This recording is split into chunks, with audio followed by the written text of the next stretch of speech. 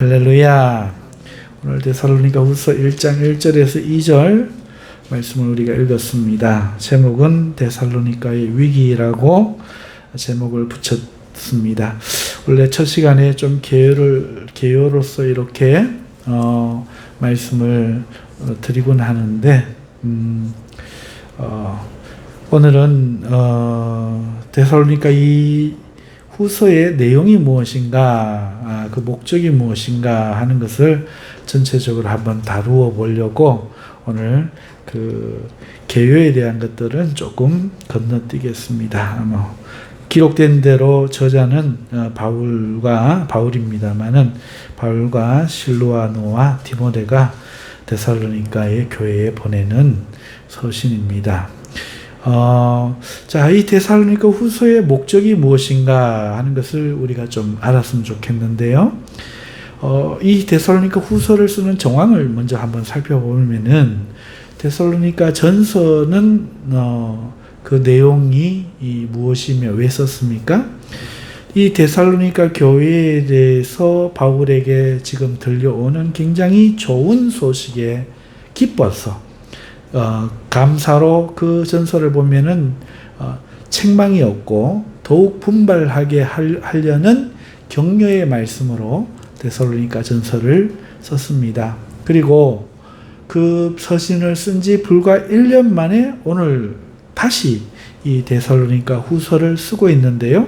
오늘 후서에는 전서에는 없던 경고 그리고 어떤 자들에 대한 책망과 주의가 담겨져 있습니다. 그러니까 상황이 좀 급변하는 이런 것을 보이죠. 이것이 데살로니가 후서의 어떤 정황입니다. 굉장히 기쁜 마음의 전서를 쓰고 칭찬하고 격려했다가 1년도 안 돼서 다시 쓰는 내용에는 책망도 들어있고 경고도 들어있고 그렇다는 것이죠. 자, 그러면은 이 데살로니가 후서의 주된 내용이 무엇인가 하는 것을 보면은 그 내용은 주로 재림에 대한 것입니다만은 1장 5절에서 7절에 보면은 환난에 대한 그 데살로니가 교회가 당한 이 환난에 대한 어떤 격려를 먼저 하고 있습니다. 그래서 5절에서 7절을 보면은 이는 하나님의 공의로운 심판의 표요 너희로 하여금 하나님의 나라에 합당한 자로 여김을 받게 하려 함이니 뭐가요? 너희가 견디고 있는 모든 박해와 환난 4절에 있는 이것이 하나님 나라에 합당한 자로 여김을 받게 하려고 하나님이 허락하신다는 거죠. 그 나라를 위하여 너희가 또한 고난을 받느니라 라고 한 후에 6절을 보면은 너희로 환난을 받게 하는 자들에게는 환난으로 갚으시고 너희를 환난을 받게 하는 그 대상들에게는 하나님이 환난으로 갚으신다는 거죠. 7절에 보면 환난을 받는 너희에게는 우리와 함께 안식으로 갚으시는 것이 하나님의 공이시니 라고 이야기하면서 내가 오늘 환난을 당해도 갚으시는 하나님을 너희들이 깨닫고 생각하면서 담대히 이겨내라 하는 격려의 말씀을 먼저 전하고 있는 것입니다. 그러면서 갚으시는 하나님을 생각할 때에 오늘 우리가 어떻게 살아야 되는가, 데살로니가 교회가 어떻게 살아야 되는가, 그것을 1장 11절에서 12절에 부르심에 합당한 삶으로 주께 영광 돌리는 삶이 되라고 격려하고 있죠. 이러므로 우리도 항상 너희를 위하여 기도함은 우리 하나님이 너희를 그 부르심에 합당한 자로 여기시고 모든 선을 기뻐함과 믿음의 역사를 능력으로 이루게 하시고 우리 하나님과 주 예수 그리스도의 은혜대로 우리 주 예수의 이름이 너희 가운데서 영광을 받으시고 너희도 그 안에서 영광을 받게 하려 함이라 이렇게 말씀하며 고난과 환난 가운데 있지만 갚으시는 하나님을 생각하면서 이겨내고 하나님께 영광 돌리며 너희도 영광된 자들이 되어라 먼저 이렇게 1장에서 짧게 권면을 합니다. 그리고는 2장으로 넘어가서 주의 재림에 대해 말씀을 시작합니다. 2장 1절에서 2절에 보면 형제들아 우리가 너희에게 구하는 것은 우리 주 예수 그리스도의 강림하심과 우리가 그 앞에 모임에 관하여 영으로나 또는 말로나 또는 우리에게서 받았다 하는 편지로나 주의 날이 이르렀다고 해서 쉽게 마음이 흔들리거나 두려워하거나 하지 말아야 한다는 것이다. 그러니까 주님의 재림이 이르렀다고 해서 너희 마음이 흔들리거나 두려워하지 말아야 된다. 이 주님의 재림에 대해서 지금 말씀을 시작합니다. 그래서 가만 보면은 이 데살로니가 교회에 이 후서를 쓰는 내용이 주님의 재림 때문에 어떤 오해와 소란이 있는 것 같아요. 그죠? 어떤 사람이 영으로 받았다고 하고, 어떤 사람은 또 말로 받았다고 하고, 어떤 사람은 우리에게서 어떤 받았다. 무슨 말을 하더라도 너희는 마음이 쉽게 흔들리거나 두려워하거나 하지 말아야 한다. 이렇게 하는 것을 볼 때 데살로니가 교회 중 성도 중에는 마음이 흔들리고 어떤 사람은 두려워하고 이런 사람들이 있고, 또 이렇게 받았다 하는 사람들이나 환란의 재림에 대해서 말하는 사람들이 있었다 하는 것이죠. 자, 그러면서 그 이어지는 3절에서 12절까지를 보면은 주님의 때와 관련한 징조를 말합니다. 그러니까 배교하는 일이 먼저 있고, 그 다음에 불법의 아들 적 그리스도가 등장한 후에야 주님이 오시는데, 이게 겨울이 가고 그 바람이 바뀌면 봄이 오듯이, 봄이 오면 징조 새싹들이 돋아나듯이, 그렇게 그 징조를 보고 알 수 있다는 것을 먼저 이야기를 한 후에 3장으로 넘어가서 이 재림을 통해서, 재림 때문에 재림을 핑계로 일하지 않는 자들이 등장했다는 것을 알 수 있어요. 3장 11절에 가면 우리가 들은즉 너희 가운데 게으르게 행하여 도무지 일하지 아니하고 일을 만들기만 하는 자들이 있다 하니 라고 하면서 재림을 핑계로 일하지 않고 일만 만들면서 그렇게 믿고 있어서 되겠느냐, 세상 일에 빠져서 살아가고 되겠느냐, 이렇게 하면서 재림을 핑계로 일하지 않는 사람들의 어떤 문제를 이야기합니다. 그래서 내용을 보면은 환난과 당하는 어떤 고난에 대해서 먼저는 갚으시는 하나님을 생각하며 힘을 내어서 주님께 영광을 돌리는 합당한 삶을 살 뿐만 아니라 오늘 너희에게 있는 이 재림의 그 문제를, 너희가 지금 흔들리고 있는 이 모습을 너희가 바르게 하여 흔들리지 말고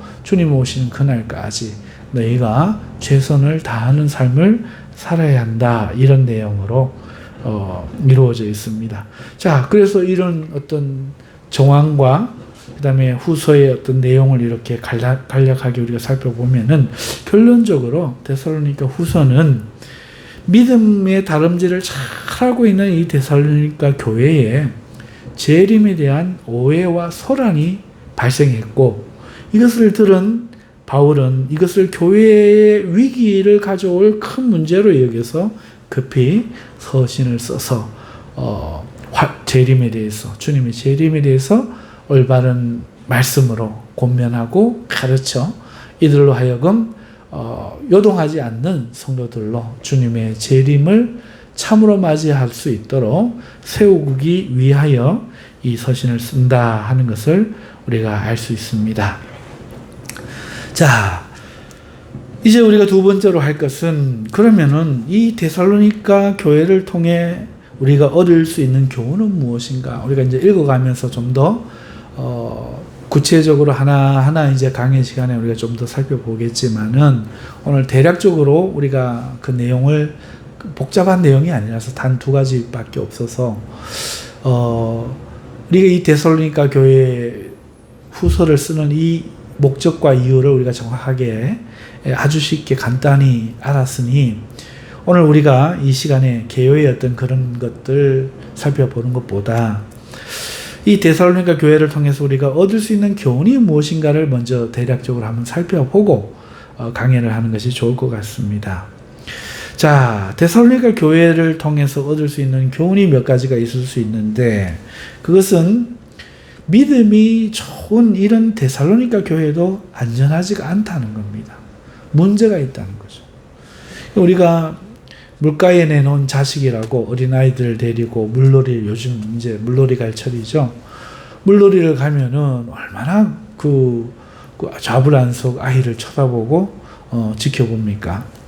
물가에 내놓은 자식같이 우리가 어린아이는 걱정하지만 다 큰 자식들, 장성한 자식들은 우리가 걱정하지 않는데 사람은 몰라도 이 교회는 안 그래요. 사실 어른들도 알고 보면 똑같지만은 안전하다고 믿고요. 여러분, 믿음이 좋은 교회도 믿음이 나쁜 교회보다 더 안전하다, 우리가 그렇게 말할 수가 없어요. 여러분, 데살로니가 전서를 볼 때 데살로니가 교회가 우리가 강의를 다 했지만 얼마나 칭찬받고 바울이 인정하는 그런 교회였습니까? 믿음이 좋은 이 교회가 불과 1년 만에 재림의 문제로 이렇게 흔들리는 것을 볼 때 믿음이 좋다고 우리가 결코 자만을 할 수 없고 방관해서도 안 된다는 사실을 알 수 있는 거죠. 교회는 안심해서는 안 된다는 거예요. 여러분, 문제의 소지는 믿음이 좋은 자들만이 갖는 어떤 재림에 대한 열망이 동기가 되었다는 것을 우리가 한번 생각해 볼 필요가 있죠. 이 데살로니가 교회가 믿음이 이렇게 좋은데 믿음이 없어서, 믿음이 나빠서 문제가 생긴 게 아니라 이들에게 문제가 된 소재는 재림이잖아요. 그럼 이 재림을 기다리는 사람은 믿음이 안 좋은 사람이 아니라 남들보다 더 각별히 주님을 사랑하고 이 세상보다 주님의 재림을 사랑하는 이런 사람이 생각하는 게 재림인데, 그러니 좋은 것 가지고도 문제가 생긴다는 거죠. 믿음이 좋은 자들의 그 믿음으로 인해서, 좋은 믿음으로 인해서 마귀는 시험을 한다는 겁니다. 여러분, 믿음이 없는 자에게는 마귀가 시험할 게 아니고 믿음의 열심을 내지 못하게 만드는 거예요. 아우 힘들어, 아우 귀찮아, 아우 꼴 보기 싫어, 아우 머리 아파, 뭐 이러면서 가뜩이나 안 하는 사람 더 가뜩이나 못하도록 그냥 그렇게 만드는 거죠. 시험이라고 하기보다는 그냥 굴욕당하는 거에 가깝습니다.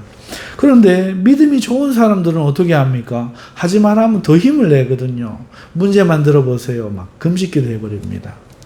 막 작정기도 해버립니다. 이러니 못하게 해서는 안 되거든요.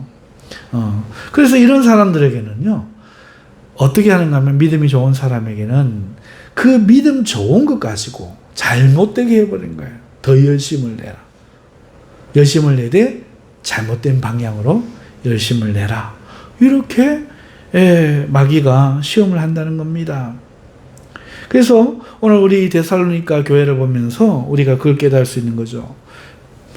믿음이 좋은 교회라고 안심할 수 없다. 믿음이 좋은 사람이라고 안심할 수 없다. 마귀는 좋은 믿음을 가지고 오히려 시험한다. 그러니 어떻게 해야 됩니까?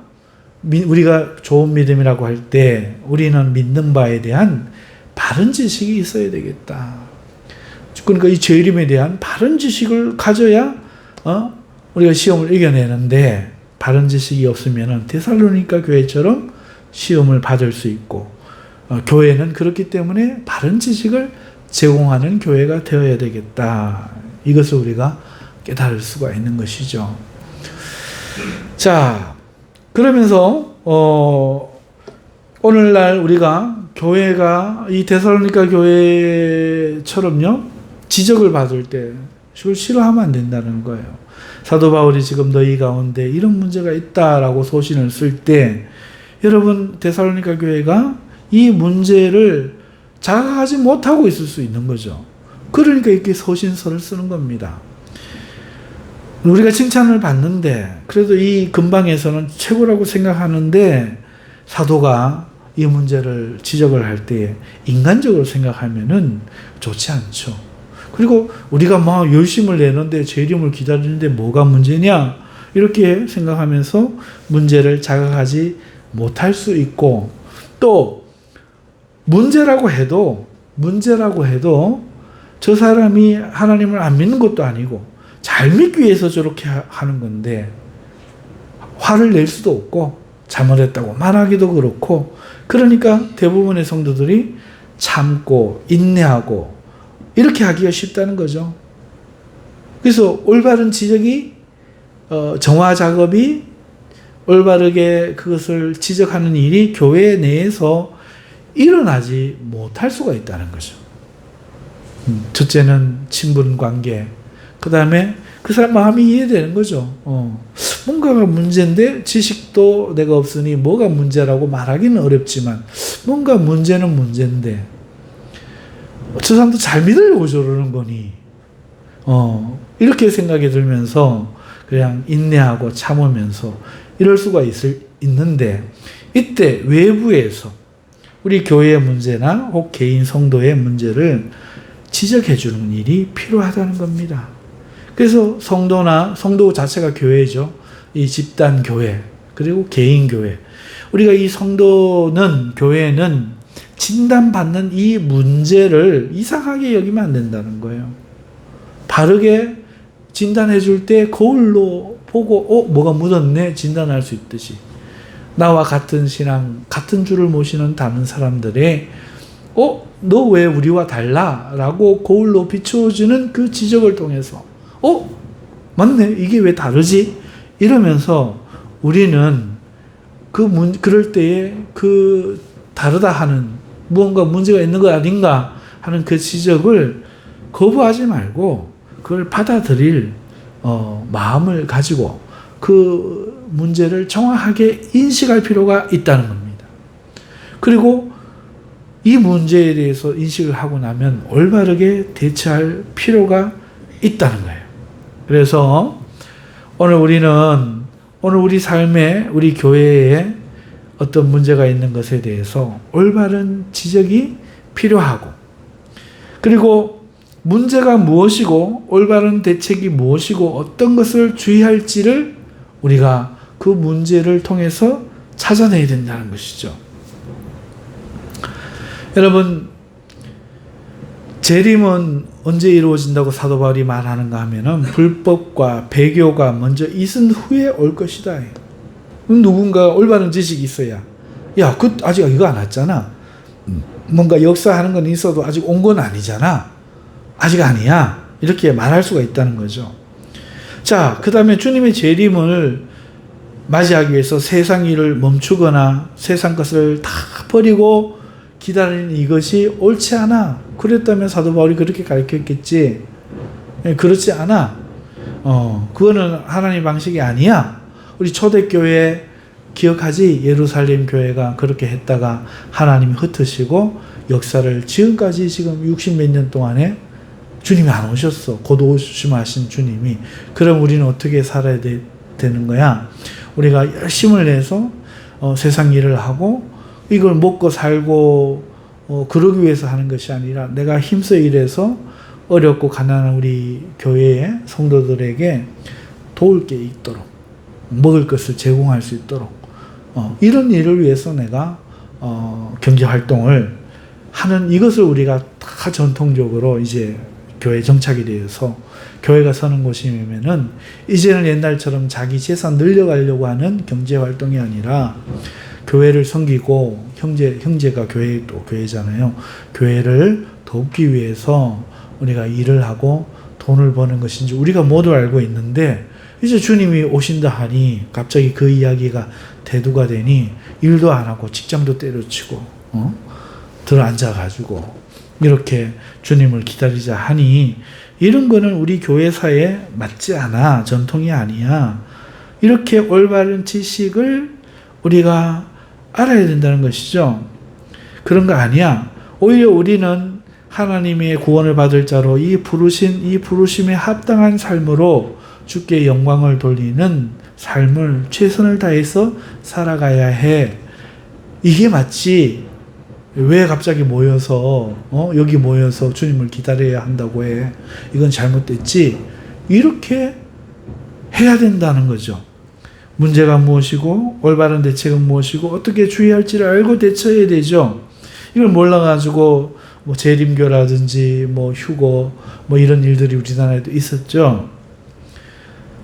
그리고 재림을 핑계로 일하지 아니하는 것은 오늘 사도 바울이 부끄러운 일이라고 말하며 이러한 자들에게 동조하지 말고 또 이런 모습을 보며 낙심하지 말라고 대책을 세워줍니다. 성경이 앞으로 우리 강의해 나가면 나오거든요. 자, 그렇지만 주의할 것도 말을 해요. 순종하지 아니하는 자들을 미워하지 말고 올바르게 대처하라는 거예요. 자, 전통대로 하지 않는 자들에게서 떠나라. 3장 6절에 보면은 형제들아 우리 주 예수 그리스도의 이름으로 너희를 명하노니 게으르게 행하고, 성도가 게으르면 안 되거든요. 게으르게 행하고 우리에게서 받은 전통대로 행하지 아니하는 모든 형제에게서 떠나라. 그와 가까이 하지 말라는 거죠. 떠나라는 거죠. 이게 대처의 한 방법이에요. 그 다음에 3장 14절을 보면은 누가 이 편지에 한 우리 말을 순종하지 아니하거든 그 사람을 지목하여, 또 공개적으로 저 사람은 순종하지 않아 라고 지목하라는 거죠. 예배 시간에 졸지 말라고 했는데 왜 그 졸고 있어요? 라고 지목을 하여 깨우듯이 전통대로 하지 않는 그 사람을 지목하라는 거예요. 이거는 민주주의 시대에 그래가 됩니까? 이러면 안 돼요. 하나님 말씀이 전통대로 하지 않는 그 사람을 지목하여, 그 다음에 두 번째 사귀지 말고 그 사람을 왕따를 시키라는 거예요. 그럼 돼요. 예, 돼요. 하나님이 그 사람을 왕따를 시키래요. 예, 사귀지 말래요. 그렇다고 교회에서 추방하라는 얘기가 아닙니다. 가까이 하지 말고 이렇게 거리를 두고 안 사귀는 거예요. 교제를 밥 먹으러 와라, 밥 먹으러 오실래요? 그러면은 안 가, 그 사람은. 근데 저기서 밥 먹으러 예 하고 가주는 거야. 그래, 이 사람이 그렇게 하면 어떻게 되겠어요? 지목하여 사귀지 말고 그로 하여금 부끄럽게 하라. 부끄러워. 이런 생각이 들게. 아유, 세상 사람도 부끄럽게 안 하는데 믿는 사람이 부끄럽게 하면 됩니까? 예, 해야 됩니다. 그래서 등짝 스매싱이 사랑이고 매를 들은 게 사랑이라고 제가 말씀을 드리는 거잖아요. 자녀를 그렇게 키우는 것처럼 성도도 부끄럽게 해야 돼요. 권사님 이러면 우리 권사님 예전 같으면 뭐 어떻게 하셔요? 목사님 설교 중에 그런 말씀을 하셔갖고 이게 우리 대한민국 정서예요. 민주주의 정서예요. 지금 이 시대의 정신입니다. 근데 우리는 시대 정신으로 살면 예수 믿는 사람이 아니죠. 세상 사람이죠. 우리는 하나님의 정신으로 살아야 되기 때문에, 그래서 어떻게 대처해야 되는가? 지목해야 돼요. 그 사람. 너 전통대로 하지 않아. 너 말씀대로 하지 않아. 딱 지목해서 누가 그렇다. 이게 올바른 피드백이잖아요. 심리학에서도 피드백이라고 하잖아요. 누군가가 말을 나쁘게 해. 그러면은 그 나쁜 걸 네가 그렇게 말하니까 내가 기분이 참 안 좋구나.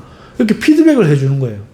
그래야 자기가 악의로 그렇게 했는지 실수로 그렇게 했는지를 알고 고칠 기회가 있는 것이죠. 심리학에서도 그러는데 오늘 우리가 이런 걸 잘못 알고 예수 믿는 사람은 나쁜 거 이야기하면 안 돼. 잘못하는 거 이야기하면 안 돼.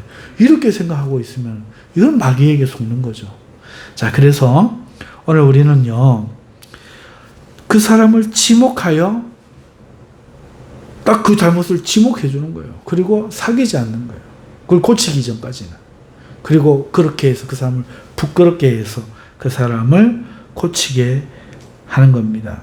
하지만 목적이 뭐냐? 3장 16절을 보면은 15절을 보면은 그러나 원수와 같이 생각하지 말고 형제와 같이 고면하라. 형제인데 네가 지금 잘못하니까 내가 너한테 친절하게 못하겠어. 네가 오늘 아버지한테 마음 근심 시켰으니까 형인 내가 동생인 너에게 친절 못하겠어. 오늘 못 도와줘. 이런 거랑 똑같은 거죠. 이런 마음으로 원수처럼 미워하면 안 되고 그렇게 하는 목적은 그 사람이 자기 잘못을 깨닫고 이런 제재를 통해서 돌이키게 하기 위해서 하는 겁니다. 그래서 원수와 같이 생각하지 말고 형제와 같이 고면하라. 이렇게 어떻게 대처해야 될지를 올바르게 지금 사도 바울이 이 데살로니가 후서를 통해서 공급해 주는 것처럼 교회는 자기의 문제를 딱 지적받을 때 문제 있는 사람이지 이상하게 여기지 말고 받아들이며 그럼 이걸 어떻게 해야 되는가, 이 문제의 본질이 뭔가 잘 인식하고 어떻게 고쳐나갈 건가 대처하는 그런 마음을 가져야 한다 하는 것입니다. 자, 이제 오늘 이 말씀을 가지고 오늘 우리 현재의 삶을 한번 좀 돌아보면서 몇 가지 권면의 말씀을 좀 드렸으면 좋겠습니다. 여러분, 데살로니가 교회가 믿음이 좋으면 좋을수록 더 기다리는 건 뭐겠어요? 주님을 기다리는 거 아니겠습니까? 재림을 기다리는 거 아니겠습니까? 자, 오늘날 현대인의 신앙에 있어서 신앙의 핵심은 뭔 것 같아요? 특별히 제 생각에는 이 개혁주의 교단의 오늘날 성도의 신앙생활의 핵심은 말씀을 듣는 거 아닌가 이렇게 생각을 합니다. 다들 말씀 중심, 성경 중심, 그거를 하나님 중심, 그것을 신본주의로 우리가 생각을 하고 신앙생활을 하는 것 같아요. 맞죠? 자, 그러다 보니까 말씀 중심이 너무 강조되어서 신앙을 오늘 우리는 말씀을 듣는 걸로 대체하려고 하는 경향이 있지 않는가, 저는 그런 생각을 합니다. 그러니까 예배 시간에 나와서 말씀 들으면 예배 드려버린 거야. 물론 틀린 것은 아닌데, 그래서 좋은 신앙은 말씀을 누구보다도 많이 깨닫고 잘못된 말씀으로 이해하고 있던 것을 바르게 깨닫고 이런 것을, 그래서 성경 공부, 세미나 많이 참석하면서 말씀을 많이 배우는 것이 신앙의 어떤 그 좋은 신앙을 갖는 중요한 요소를 우리가 이해하는 거 아닌가. 재림을 기다리려면 세상 일 다 끊고 일하지 않고 주님만 쫙 바라보면서 기다려야 되지 않겠나, 이렇게 잘못 생각한 것처럼 오늘 우리도 말씀을 중요시 여기다 보니까 너무 이 말씀이 배우는 것, 듣는 것, 깨닫는 것, 이런 쪽으로 쏠려버린 거 아닌가, 이런 생각이 들어요. 그래서 유튜브에 보면은 얼마나 그 설교하는 영상이 많은지 몰라요. 우리 합동, 고신, 통합 뿐만 아니라 침례교, 성결교, 감리교, 오순절, 교회마다 특히 왜 알고리즘이라고 하지요. 설교를 들어보면은 막 유명한 목사님 들으면 유명한 교회가 막 뜨고, 그러다가 어떤 작은 교회, 개척교회 목사님 말씀을 딱 들으면 개척교회 목사님 말씀이 연달아 이름도 모르는 교회들이 막 올라와요. 그러다가 침례교, 성결교 어떤 목사님 설교를 들으면 다른 교단 설교가 또 막 올라옵니다. 너무 많다는 거예요. 그런데 성도들이 너무 많이 거기 가서 클릭을 하면서 또 한편으로는 질린다는 거죠. 너무나 메신저가 많고 듣는 사람들이 다 들을 수는 없고, 자기 교회 목사님 설교를 들어도 충분한데 그걸로 만족이 안 되는 거죠. 왜? 다르게 주장하는 목사님은 또 없는가? 이 목사님이, 우리 목사님이 다 알지 못하고 더 많이 하는 목사님은 없는가? 더 내 마음에 은혜를 끼치는 목사님은 없는가? 막 성도들이 찾는다는 거예요. 찾다가 보면 나중에 바닷물을 자꾸 먹고 오히려 더 갈증을 느끼는 사람처럼 말씀을 더 안 듣는, 어디에도 집중하지 못하는 이런 모습들이 오늘날 우리 대한민국 성도들 모습에 보이는 게 아닌가, 저는 그런 생각을 합니다. 이거 건강하지 않다 싶어요. 여러분, 말씀을 듣는 것은 왜 그렇습니까? 오늘 내가 잘못된 것이 있는가 돌아보고 잘못된 것을 회개하고 하나님 말씀대로 순종하기 위해서 듣는 거잖아요. 그러니까 말씀을 듣는 거는 내가 하나님의 은혜를 깨닫지 못한 은혜를 깨닫고, 내가 잘못된 것을 죄라고 말씀하는 것들, 불순종한다고 하고 있는 것들을 깨닫고 고쳐서 하나님을 기쁘시게 하는 삶을, 순종하는 삶을 살기 위해서 우리가 말씀을 듣는 건데, 말씀 중심이 된다는 것은 삶 중심이 돼야 되는데 이게 어느덧 이해와 많이 알고 다르게 하는 것으로 가서 오히려 소금물 많이 먹은 사람처럼 갈증이 아니라 오히려 속 시원함이 아니라 오히려 더 갈증을 느끼는 거 아닌가 하는 생각이 든다는 거죠. 이 문제가 오늘 데살로니가 후서 교회의 재림의 문제만큼 오늘날 대한민국 교회를 심각하게 만드는 위기의 문제다. 저는 그런 생각이 듭니다. 여러분, 이 마지막 때에 필요한 신앙은 뭐겠어요? 많이 하는 신앙이 아닙니다. 정결한 믿음 아니겠어요? 거룩한 삶과 사랑으로 역사하는 그 믿음의 삶, 이게 필요한 게 아니겠어요? 오늘 우리가 이 신앙이 정결하지 못하면 무슨 마음이 있습니까? 정결해야 되죠. 일편단심,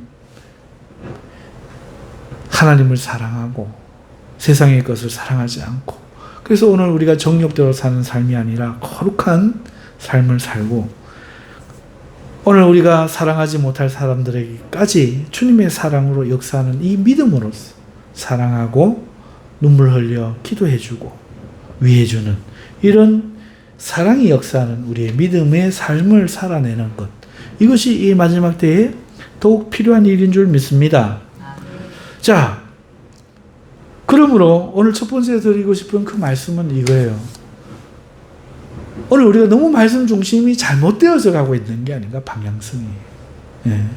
말씀을 많이 들어서 많이 깨달아서 뭘 하려고 하지 말고 오늘 말씀을 내 삶의 길을 비추는 등으로 삼고 내가 따라가야 될 방향으로 알고 그렇게 순종하는 것을 더 중요시 여겨야겠다 하는 것입니다. 두 번째 드리고 싶은 말씀은, 자, 교회가 언제나 문제가 발생할 수 있음을 알고 신앙하자는 거예요. 자, 말씀 중심으로 이제 순종해야겠다. 이거 됐다고 칩시다. 자, 그런데 우리 교회가 마음에 안 드는 거야. 문제가 많아. 어떤 사람은 그렇게 느끼는 거죠. 그런데 오늘 데살로니가 교회를 보면은 이렇게 성령 충만한 교회도, 사도 바울이 복음을 전했던 교회, 목회하는 이 교회도 문제가 발생한다는 거예요. 믿음이 좋으면 좋은 대로, 없으면 없는 대로 교회는 문제가 있다는 거죠. 그러니 이 세상에는 천국교 같은 교회는 없다는 겁니다. 이상하게 여기면 안 돼요. 왜 우리 교회는 성경적 교회가 아니야? 이런 생각 우리 개신교 교회, 한국 교회 사람들이라면 한 번쯤 해보셨을 거예요. 어디 성령 충만한 교회 없나? 어디에 정말 교회 같은 교회는 없나? 이런 생각들을 해보셨을 거예요. 근데 그게 잘못됐다는 거죠. 교회는 다 문제가 있다는 겁니다. 다 문제가 있다는 거죠. 그런데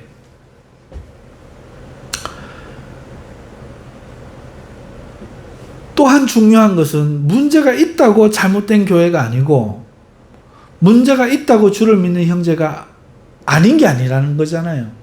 문제가 있어도, 재림에 대해 잘못 알고 있어도 그 사람이 형제다.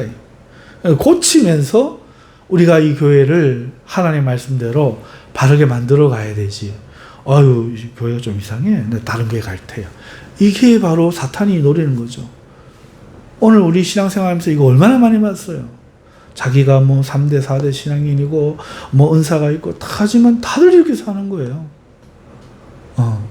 하나님이 자기를 인도하는 걸 모르고 문제가 있다고 떠도는 교인들 얼마나 많습니까? 정말 많아요.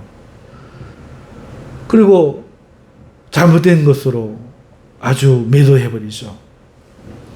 뿐만 아니라 그런 문제를 지적받을 수 있는 교회가 별로 없어요. 목사님 잘못됐습니다 하면은, 아이고 죄송합니다, 제가 잘하겠습니다, 바르게 하겠습니다 해야 되지. 저번에 말씀드린 것처럼 대근 기도나 하고 그런 말씀하시오 그러면 안 되잖아요. 그렇죠? 문제를 지적받을 수 있는 이 열린 마음이 있어야 된다는 거죠. 이 작은 문제가 아니라는 거예요. 그리고 오늘 우리는 사랑이라는 이름으로 예배 시간에 그렇게 입고 오지 마, 예배 시간에 그렇게 하지 마, 이런 거 오만 사랑의 대처를 안 한다는 거예요. 그런데 이게 필요하다는 거죠. 최 장로 그러면 안 돼요. 공개적으로 지적하고 왕따를 시키고 부끄럽게 만들어야 매를 들어서 자녀를 교육을 시킬 거 아닙니까? 안 그렇습니까? 그래도 안 하면 어떻게 해야 됩니까? 엄하게 치료해야죠. 부끄러움을 모를 때는 엄하게 치료를 해야 되죠. 그래야 사람이 될 거 아니에요. 그래야 사람이 될 거 아니에요. 제가 낚시를 좋아하는데 사모님한테 물어보세요. 자주 가지 못해요. 체력도 안 되고. 근데 낚시를 일주일에 6일을 가면서 수요일을 감고 있다가 목사님 설교하러 안 오십니까? 오늘 수요일입니까? 말에 이렇게 했다. 그럼 어떻게 해야 돼요? 목사님 아무리 사랑한다고 해도 어떻게 해야 됩니까? 쌩까야죠. 들어오면서 인사해도 그냥 지나가야죠. 그래야 부끄러워할 거 아니야. 아니 내가 이러다가 큰일 나겠구나. 뉘우칠 거 아니에요.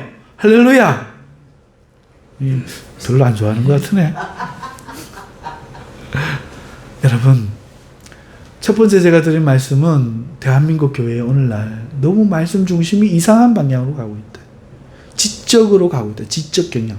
삶의 행위와 싸움의 신앙, 영적인 싸움의 어떤 결단의 말씀을 내가 아는 그런 것으로 가지 않고 너무 이해 중심의, 암기 중심의 이걸 누군가에게 자랑하는 그런 지적 수준의 어떤 지적 중심으로 잘못 가고 있다. 두 번째는 오늘 한국교회가 너무나 이 지적을 불편해한다. 마음이 닫혀져 있고 받아들일 마음이 없고 심지어 지적하는 것을 사랑 없는 걸로 생각한다. 사랑 없다. 이 교회는 사랑 없다. 그렇지 않다는 거예요. 엄마가 어떻게 매를 들어서 나를 때리냐. 그렇지 않다는 거예요. 사랑하면 매를 들어야 된다는 거예요. 우리가 하나님 말씀을 들어야 됩니까? 인간의 사상을 우리가 들어야 됩니까? 그러면은 내가 이해가 안 돼도 하나님 말씀대로 해야죠. 교회가 문제가 늘 있다는 거예요. 목사도 문제가 있고 장로도 문제가 있고 권사도 문제가 있고 모든 성도가 문제가 있습니다. 우리는 고칠 마음을 가지고 열린 마음을 가지고 언제든지 주의 말씀에 비추어 내가 배우고 나를 고치고 하나님이 기뻐하는 성도가 되어야 되겠고 또 그 나를 지적해 준 것을 미워할 게 아니라 감사하게 생각하고 참 저런 사람 없다. 나를 미워하면 가만 내버려 두지. 왜 이렇게 지적해 주겠나 생각하고 고마워하고 또 누군가를 고쳐줄 때에도 덮어둘 게 아니라 하나님 말씀을 바르게 지적하여 엄하게 가르치고 부끄럽게 만들고 하지만 원수 대하듯이가 아니라 형제를 향한 사랑의 마음으로 그가 돌이키게 하도록 기회를 주기 위하여 그런 엄한 사랑의 매와 같은 그런 현대용어로는 피드백이 우리가 필요하다 하는 것이죠. 그래서 칭찬이 좋은 것이 아닙니다. 책망이 나쁜 것이 아니에요. 우리는 칭찬받으면 좋고 책망은 나쁜 거다. 칭찬은 고려도 춤추게 한다. 그러니까 칭찬하라. 이거 사탄이 하는 말입니다. 하나님이 언제 그러셨어요? 하나님이 책망을 누구보다 많이 하셔요. 하나님은 한 번도 칭찬은 선, 책망은 악이라고 말하신 적이 없어요. 하나님은 사랑하는 자마다 징계하지 아니하시면 버리온 사생자니라 말씀했지요. 언제 하나님이 사랑하시니 징계하지 않는다, 책망하지 않는다 말합니까? 그러지 않습니다. 그런데 교인이라는 사람이 수십 년 믿었던 사람이 칭찬은 고래도 춤추게 한다, 책망하면 안 돼요. 이게 무슨 말이에요? 이러면 안 돼요. 여기서 이러시면 안 됩니다. 그러셔야 돼요. 칭찬도 책망도 사랑으로 하는 것은 다 좋은 것입니다. 아멘. 다 필요한 겁니다. 아멘. 그러나 칭찬만 해라 혹은 책망만 해라 이건 나쁜 거예요. 칭찬과 책망을 형제로 하지 아니하고 원수처럼 대하는 것도 나쁜 거예요. 그러니까 우리는 늘 이 인본적인 생각을 벗으려고 하는 의식을 가져야 돼요. 내가 세상에서 습득한 것, 살아남기 위해서 인격이라고 소위 말하는 처세술이라고 말하는 것들이 신앙인양 어느새 딱 자리하고 있는 거죠. 그게 내 모습인 줄도 모르고 그 인문적인 걸 가지고 신앙의 모습으로 해갈 때가 많다는 거죠. 그래서 오늘 두 가지 문제 말씀을 드렸습니다. 데살로니가 교회 교인들은 믿음이 좋기 때문에 재림에 대해서 더 각별했고 오히려 그걸 이용해서 문제가 생겼다. 마귀가 시험했다는 거죠. 그래서 일하지 않는 자들이 생기고 교회가 큰 환란에 빠질 수 있는 그런 상황이 되었다. 반대로 오늘 우리는 더욱더 하나님 중심, 말씀 중심이라고 하는 그런 생각을 가지고 오늘 우리가 말씀 중심이 잘못되었어. 그냥 지적인 말씀 중심으로 잘못 이해되고 있는 거 아닌가. 그래서 각 교회, 지교회 목사님의 말씀을 들으면서 하나도 순종하고 내 잘못된 거 있으면 회개하고 하려고 하는 태도로 우리가 돌아가야 되겠다. 둘째는 이러한 지도를 받아야 되는 교회와 개인들이 너무 인본적인 세상의 사고를 가지고 이걸 싫어하고 칭찬은 사랑, 책망은 미움으로 오해하고 뭐라고 하면 목사님은 날 사랑하지 않아. 그러고 칭찬하면 목사님 날 좋아해. 그렇지 않다는 거죠. 올바른 이해를 우리가 가지고 우리가 열린 마음을 가지고 나를 바꾸려고 하는 마음을 가져야겠다. 이 두 가지 권면의 말씀을 주님의 이름으로 드립니다. 자, 말씀을 맺습니다. 2024년 한 해로 이 한 해는 사실 우리가 작년이나 재작년부터 여러모로 어려울 것이 예상되었습니다. 여러분 기상이변이 22년, 23년 많았잖아요. 그러니까 그 기상이변이 더 심해질 것 같았고 작년 겨울에도 기상이변 때문에 올해 여름에 폭염이 예고되었었죠. 그래서 어떻게 될지 몰라요. 그리고 정권이 교체되는데 여당 야당이 정권 대통령이 바뀌었고 그러니까 정책이 얼마나 달라졌습니까만은 같은 여당과 같은 대통령이 아니라 여당 대속. 그러니까 여당은 작고 야당은 큰. 그래서 협력하지 못하는 문제로 정책의 위기, 그 다음에 경제, 나라 발전의 위기가 예상되었고 또 우크라이나 러시아 전쟁뿐만 아니라 이스라엘과 팔레스타인 지역의 전쟁이 지금 벌어지고 있고 중국과 대만의 전쟁이 예고하고 있고 이 대한민국 이 한반도의 전쟁의 분위기가 지금 고조되고 있고 중국과 지금 미국의 파워게임이 지금 상당하죠.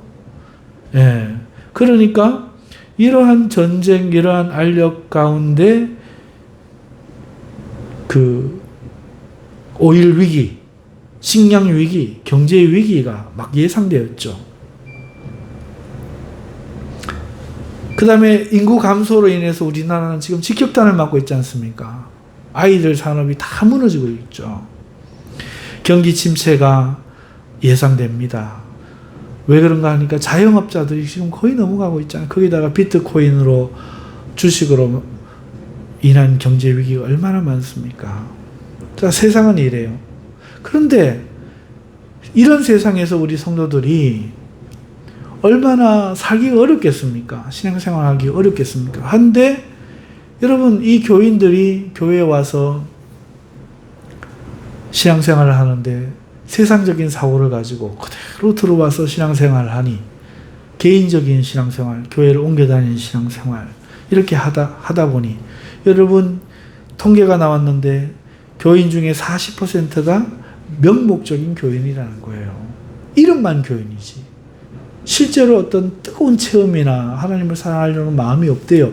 거기에다 가난한 교인까지 합치면 50%, 두 사람 중에 한 사람, 10사람 중에 5사람은 그냥 나와 앉아 있는 거예요. 이게 얼마나 위기입니까? 거기다가 우리 교회는 보면요, 고령화 아닙니까? 연세 드신 분이 많아요. 지금 우리 권사님까지 해서 우리 교회 3분이나 지금 고령이잖아요. 이 땅에 우리와 함께 계실 날이 많지 않고 육체는 점점 힘들어져 가고 그런데 젊은이들이 그 성질 많은 젊은이들이 없어요. 한 사람 두 사람이 해야 되고 수가 적은 관계로 뭐든지 하기 힘들어요. 청소도 자주 돌아오지요. 설거지도 자주 돌아오지요. 여러분 이렇게 문제가 있잖아요. 말씀 중심도 문제가 생겼죠. 오늘 인본주의적인 사고로 지적도 못 받아들이죠. 그 불만과 불평은 쌓이져 가는데 교회는 또 이렇지요. 내가 바로 그 명목적인 교인일 수도 있잖아요. 또 그 교인이 저 옆에 앉아 있다는 거죠. 그러면 마음이 상하고 절망할 수 있잖아요.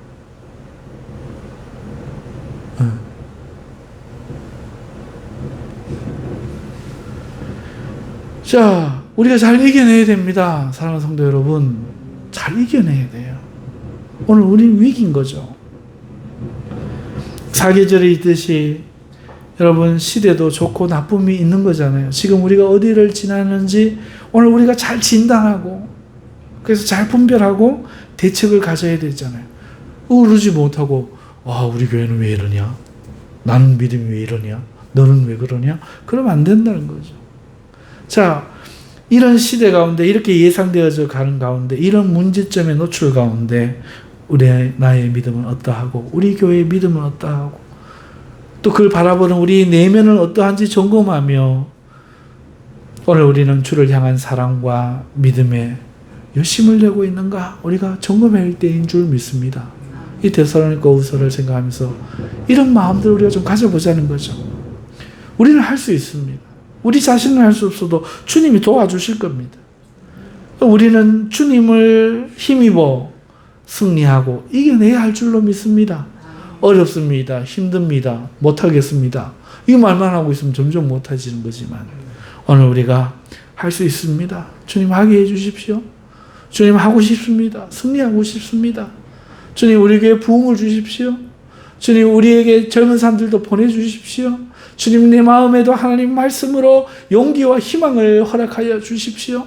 세상에 생각들이 들어와서 나를 점령하고 있는 생각들 내가 잘못된 것들을 깨닫고 주님을 사랑하고 감사할 수 있고 용기를 가지는 그런 그리스도인으로 살아가게 하나님 은혜 주십시오. 이런 강력한 기도를 할 수 있는 저희들이 되어야 할 줄로 믿습니다. 이 은혜가 저와 여러분들에게 있으시기를 주님의 이름으로 축복합니다. 다 같이 기도하겠습니다. 하나님 아버지 감사합니다. 오늘 데살로니가후서 강의 말씀을 시작하면서 개요보다는 하나님의 이 시대를 진단하고 우리를 진단하고 데살로니가 교회를 통해서 다시 한번 돌아보는 시간을 가졌습니다. 하나님 지치고 힘든 무더위를 지나며 아버지 여러 경제 위기를 겪으며 아버지 사회 인본적인 것으로 아버지 우리가 상처를 받지만 하나님 진단하고 문제를 알고 올바르게 대처하면 하나님 이길 수 있습니다. 승리할 수 있습니다. 하나님 우리를 도와주시고 하나님 우리를 은혜 주시고 하나님의 성령으로 충만하여 주님께 영광스럽게 주님께 영광 돌리는 그런 성도들이 다 되도록 축복하여 주시고 이 말씀과 이 은혜의 말씀에 동참하기를 원하는 우리 모든 사랑하는 성도들 위해 하나님이 성령으로 육적인 것과 아버지의 영적인 것에 강건하게 은혜를 다하여 주시옵소서. 예수님의 이름으로 기도합나이다. 아멘.